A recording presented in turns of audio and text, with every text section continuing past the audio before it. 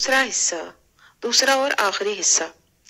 جب رکھوالے کو جانوروں کے احاطے میں موتی یعنی وہ خوبصورت ہرن نہ ملا تو وہ سخت پریشان ہوا۔ آخر اس نے گھبرا کر اپنے دوست کو فون کیا اور اسے اپنی پریشانی بتائی کہ کوئی اس کے سونے کے دوران موتی کو چرا کر لے گیا ہے۔ اس کا دوست بولا، فکر مت کرو، میں ایک ماہر کھوجی کو لے کر آتا ہوں، وہ قدموں کے نشانات سے چور کے گھر پہنچ جائے گا۔ کچھ ہی دیر بعد رکھوالے کا دوست ایک ماہر اور جہاں دیدہ کھوجی کو لے کر آ گیا۔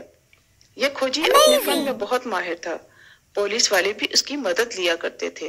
وہ اتنا تجربہ کار تھا کہ قدموں کے نشانات دیکھ کر بتا دیتا تھا کہ چور مرد ہے یا عورت، جوان ہے یا بوڑھا۔ کھوجی نے مٹی کے کچے فرش پر جہاں موتی موجود ہوتا تھا وہاں بیٹھ کر قدموں کے نشانات پر غور کیا تو اس کے چہرے پر پریشانی کے تاثرات نمایاں ہونے لگے۔ رکھوالا جو پہلے ہی بہت پریشان تھا اور شام سے پہلے پہلے موتی کو ہر قیمت پر واپس لانا چاہتا تھا، بے صبری سے بولا، کیا بات ہے کھوجی چاچا، اتنے پریشان کیوں نظر آ رہے ہو؟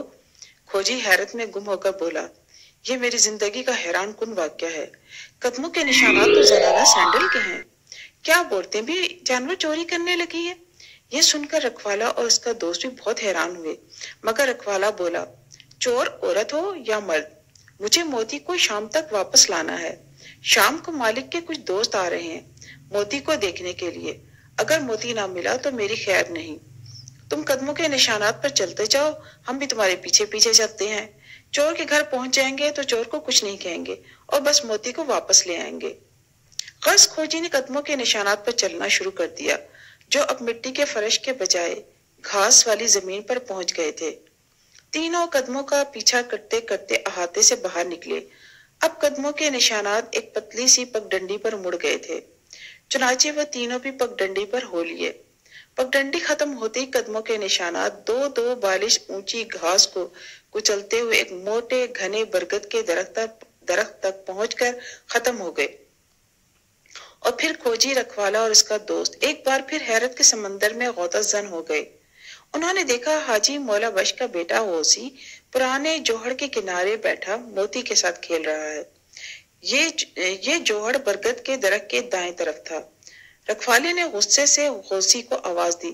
آواز سن کر غوثی نے گھبرا کر مڑ کر اپنا پیچھا کرنے والوں کو دیکھا تو بہت ڈر گیا، مگر اس نے بھاگنے کی ضرورت محسوس نہیں کی۔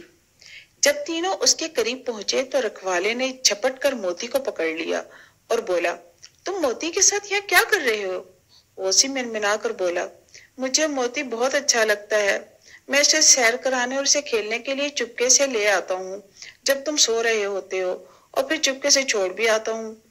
کھوجی اس کے پیروں کی طرف دیکھتے ہوئے اسے موجود زنانہ چپلیں دیکھ کر بولا، مگر یہ تم نے اپنی ماں کی چپلیں کیوں پہن رکھی ہیں؟ غوثی نے حیرت سے اپنے پاؤں دیکھے اور پھر بولا، غلطی سے جلدی میں اماں کی چپلیں پہن لی تھی۔ چاچا صادق بھی رکھوالے اور موتی کو ڈھونڈتے ہوئے اپنے دوستوں کے ساتھ برگد کے درخت کے نزدیک پہنچ گئے اور سب کچھ جان لیا۔ انہیں معصوم غوثی پر بہت پیار آیا اور رکھوالے سے بولے، غوثی روز موتی کو دیکھنے اور اسے کھیلنے کے لیے آ سکتا ہے، اسے بالکل منع مت کرنا۔